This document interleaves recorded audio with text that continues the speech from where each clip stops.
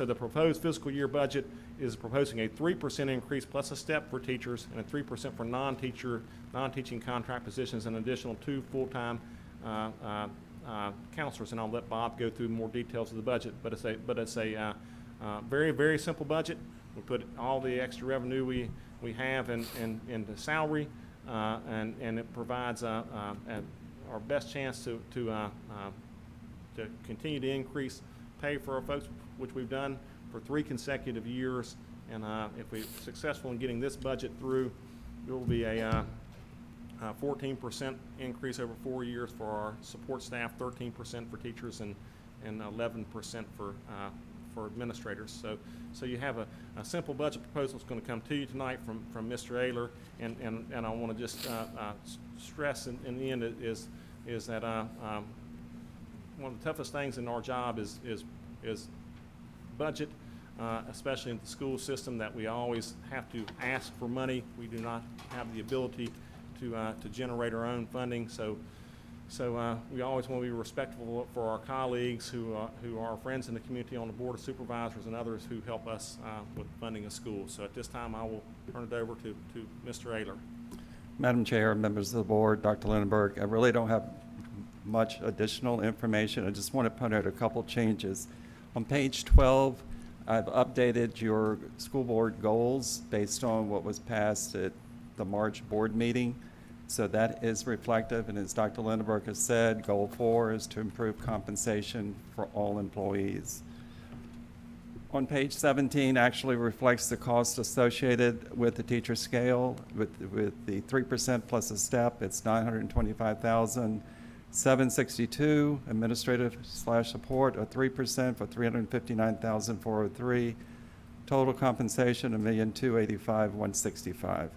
And then the estimated cost for 2 additional school counselors, $140,000. Also included, and it's on page 20, is what Mr. Rumsfeld shared with you at the last board meeting, his FY22 CIP plan, and that's a part of the budget as well. I'll be glad to answer any questions anyone may have. If not, I would recommend that the school board approve the proposed budget for the FY22 school year. Mr. Ayler, I have a couple of questions. I don't know if you can answer them or not, but maybe Dr. Lindbergh can. I noticed on our budget that there is a request for the athletic field at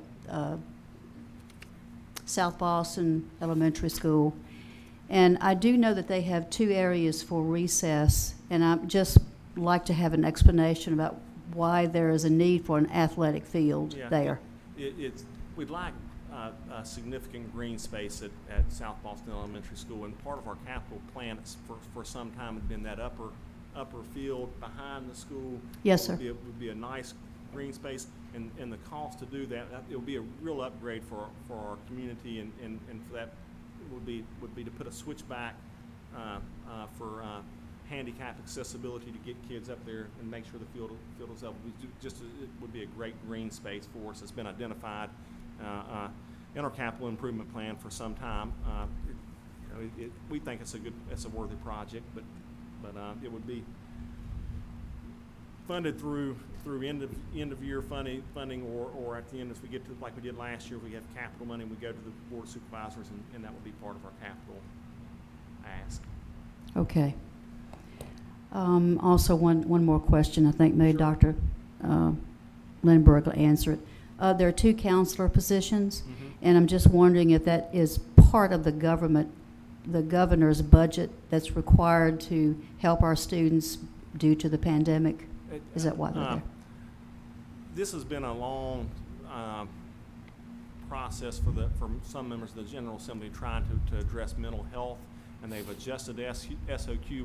What was it before? It was 325 to 1. Was it 500 to 1 prior to that? It was.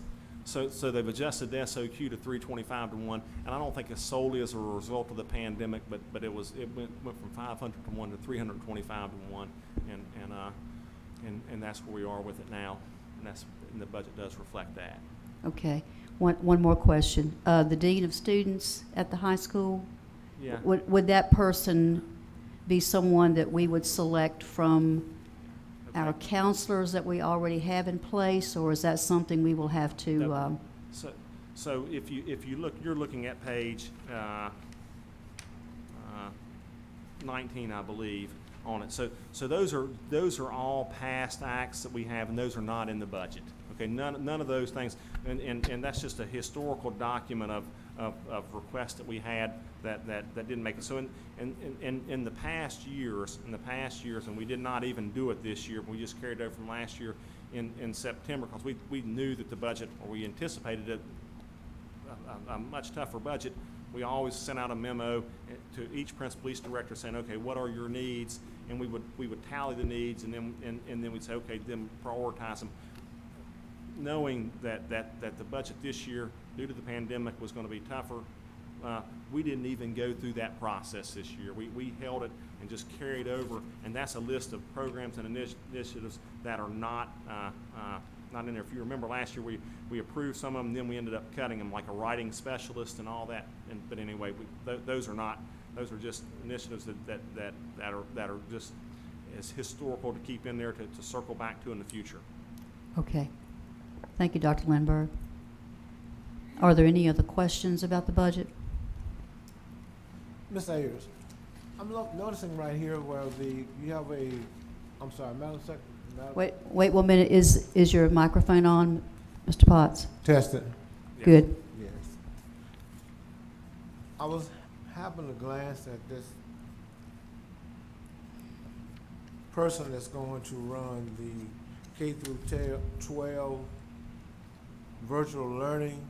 Is that automatically, are we going to have to do that this year? Is that budgeted for this year coming up? The position that's associated with the virtual learning would come through CARES, which is the federal stimulus money. So it's not in this particular budget. And I'd had that in personnel closed session to talk about just that position. So the initial person that comes on will be paid by CARES if we do get that. Then how's it funded after that? I'll be glad to answer that, Mr. Ayler. So the ESRA 2 funding that we have coming in is $4.9 million, and those are all one-time funds. Part of that funding is for recovery programs and virtual learning and technology, and so part of the demonstrated need we have is somebody to take on the virtual program for us, and that is going to be a need that is identified that would be separate from this budget, and what it'll end up happening is it'll trade off over time. So you'll pay, and that is part of the premise of ESRA is that they're recognizing that you're going to have some needs and constraints at the beginning, and then how does it play out? So if you have a position that's for a virtual school, to head up a virtual school, which we're going to need, and then sooner or later you're programmatically you're going to shift. If you take numbers from high school or middle school, do you need the same number of folks doing those jobs? And the purpose of ESRA is short term to bridge that gap, or that's one of the functions of it. So good question. So that does mean that we're going to end up paying for this ourselves after that money is gone. Is that right? Am I reading into that right or reading into that wrong? Yeah, so I mean, ESRA funding goes through 2023 or 2024, and part of that position would be you would look at it. I don't know that it would necessarily be temporarily. What I think is going to happen is if you end up 15% of your students end up staying on remote with remote instruction, then you lose 15% of your kids somewhere else, and you end up going to shift personnel. So it may or may not be, or it's likely is going to be shifting of personnel, and it should balance back out over time, the personnel cost, and so you take temporary funding and it balances it back out. Did I miss the cost of this? How much is this? Yeah. Ms. Hall. Coordinator scale starts around 50,000 or so, 50, 60. The scale starts So what's the starting salary based on what you say? You might, cause I cannot hear you.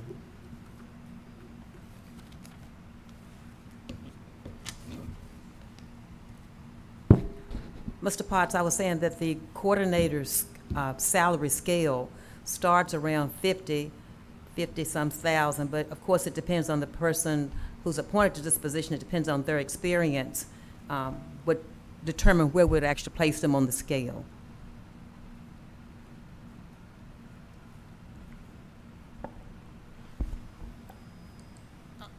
Something bothers me on this. I mean, are we expecting to lose 15% of our kids? No, we're not expecting to lose any. We think this program will help gain students. Okay. It will help gain students, but we do think this, Mr. Potts.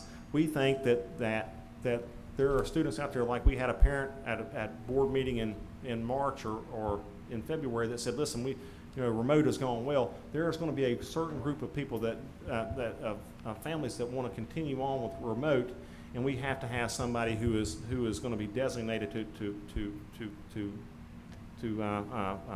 in essence administer the program that is there. So yes, I mean I think it's an effort to keep students, and I think it will keep students, because I think there are some folks that are really attracted to the remote learning, and even to the point we've had more homeschool inquiries about coming back to us at some point, which has been good.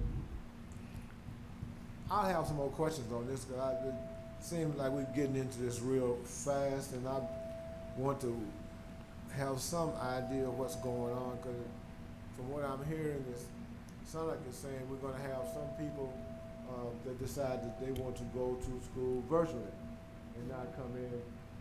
And that's after the pandemic. Am I reading that right? Yes. Yes. Okay. That is accurate. Okay. Yes. And what we're doing is taking the steps now to be able to accommodate that. What about those kids that want to do it? The setup of that to those kids that want to do it that may or may not have the access to Wi-Fi to do that in certain parts of the county, right? So the option on that, if you don't have Wi-Fi on it and we don't have it, then the option would be face-to-face instruction. Yeah, that would be the option for families. Madam Chair. Yes, Ms. Coleman. Mr. Potts, I really don't think that we will have parents that would select to go virtual if they don't have Wi-Fi. I think it'll probably be those people that have an internet connection. And we were at a meeting with our senator, I think on Monday of this week. We're gonna get some additional funding for the virtual academy anyway. So that's not gonna have a great impact on our budget. Madam Chair. I can't recall, I don't know whether it passed yet or not, but it was something, it was a bill in the General Assembly that was gonna require for you to offer virtual learning. It is. Yes. And you're gonna have to provide it, give them the option to do that, parents the option to do it. Is that correct? Yes. Okay. And we're gonna get some CARES money to cover that. Yeah. So we need to make sure that everyone out here in the county realize that this is another mandate. Yeah. Don't think that this is something that, we choose to do. This is a mandate from the state. Are there any more questions, discussions for Mr. Ayler or Dr. Lindberg?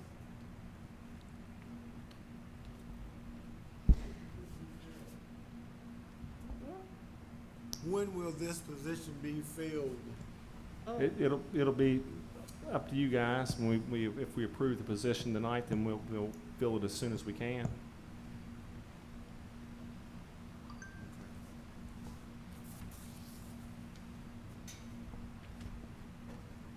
Okay. Thank you. The budget will need approval by a motion. Madam Chair, I motion that we approve the budget for the 21-22 school year as presented by Mr. Ayler. Thank you, Mrs. Coleman. Do I have a second? Second. Thank you. Is there any further discussion? All those in favor say aye. Aye. And all those opposed? No. Thank you. Motion carries. We're now getting ready to go into closed session. And Mr. Lloyd usually does these things. Mrs. Coleman, would you like to, do you, I would, but I don't have a paper. I'll give it to you. You've got big shoes to fill, Ms. Coleman. Hello, Mr. Lloyd. Fair enough.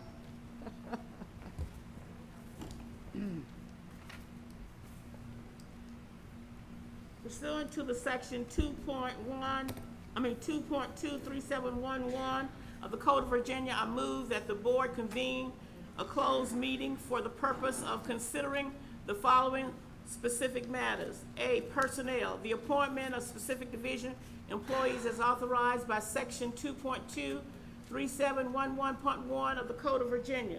Contracts, discussion of an award of a public contract involving the expenditure of public funds, including interviews of bidders and offerers, and discussion of terms or scope of such contract, which discussion in an open session would adversely affect the bargaining position or negotiating strategy of the public body as authorized by section 2.23711.29 of the Code of Virginia. Do I have a second? Second. Thank you.